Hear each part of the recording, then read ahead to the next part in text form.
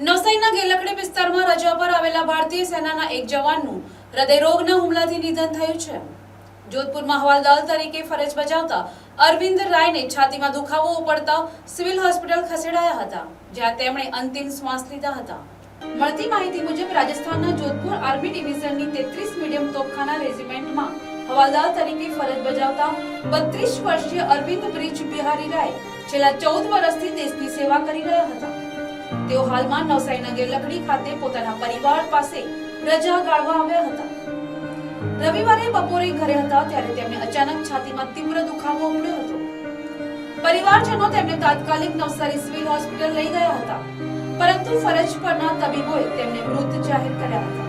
યુવાનના અકાળે અવસાનથી રાય પરિવાર શોકમાં ગરકાવ થયો છે. મૃતક જવાનના પરિવારમાં તેમની પત્ની, 6 વર્ષનો પુત્ર અને 9 મહિનાની પુત્રી છે. ઘટનાની જાણ થતાં જ આર્મીની એક ટુકડી નવસારી પહોંચી ગઈ હતી. સિવિલ હોસ્પિટલ ખાતે પોસ્ટમોર્ટમની કાર્યવાહી પૂર્ણ કર્યા બાદ જવાનના પાર્થિવ દેહને તેમના નિવાસસ્થાને લાવવામાં આવ્યો હતો. ત્યાં આર્મી દ્વારા તેમને ગાર્ડ ઓફ ઓનર આપી પૂરા લશ્કરી સન્માન સાથે અંતિમ વિદાય આપવામાં આવી હતી. વતનમાં રજા ગાળવા આવેલા જવાનોની સ્મશાન યાત્રામાં મોટી સંખ્યામાં સ્થાનિકો જોડાયા હતા અને શ્રદ્ધાંજલિ આપી હતી. Bureau report, NTC news, Navsari.